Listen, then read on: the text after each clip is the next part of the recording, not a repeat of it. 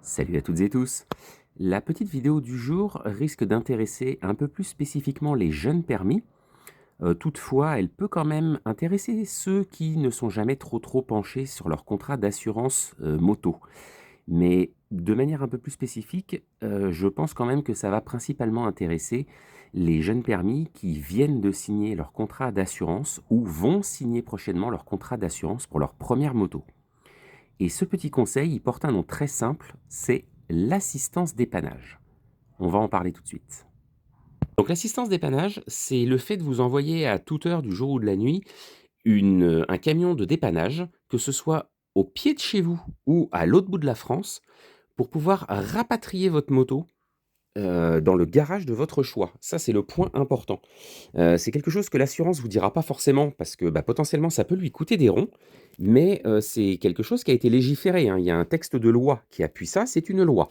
Donc vous êtes le propriétaire de la moto, c'est vous qui payez le contrat d'assurance.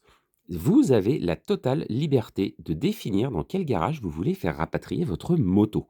Ça, c'est un point important. Parce que l'assistance, on n'en a pas besoin que dans le cas où on a eu un gros choc et qu'on a pulvérisé la moto. Vous avez un problème de batterie, truc très con, mais vous êtes au milieu de nulle part avec un problème de batterie. Vous déplacez votre moto à l'arrêt, vous cassez le sélecteur ou vous pétez le levier de frein avant. Beh, ça peut être juste suffisant à rendre la moto inutilisable. Donc avoir une assistance qui va vous rapatrier la moto, je vous garantis que c'est un vrai confort, moral. Parce que, c'est malheureusement, j'ai vu là récemment encore plusieurs clients qui en ont fait les frais. C'est pas une fois qu'on est, à 9 heures du soir, de nuit, qu'on était en train de rentrer chez soi et que, bah, on s'est fait une glissade ou, on s'est fait pousser par une bagnole ou peu importe.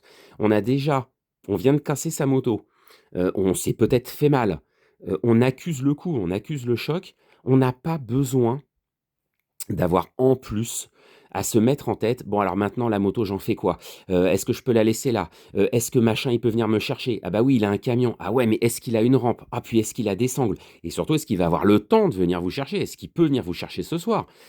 Voilà, toutes ces questions-là, on peut se les éviter. Oui, oui, ça coûte un tout petit peu plus cher sur l'assurance. Je pense que c'est même pas si catastrophique que ça, mais bon, il y a forcément un petit quelque chose en plus. Mais vraiment, quand on voit le confort moral qu'on peut gagner avec cette option, je vous garantis que c'est amorti dès le premier usage. Et encore une fois, le premier usage, il peut arriver très, très vite. Donc voilà, si je peux me permettre un tout petit conseil auprès des jeunes permis qui vont assurer leur première moto ou qui ont déjà assuré leur première moto, bah, juste checkez bien que cette assistance dépannage, elle est bien prévue. Parce que, encore une fois, c'est pas une fois que vous aurez les 2 pieds dedans, qu'il va falloir s'en inquiéter.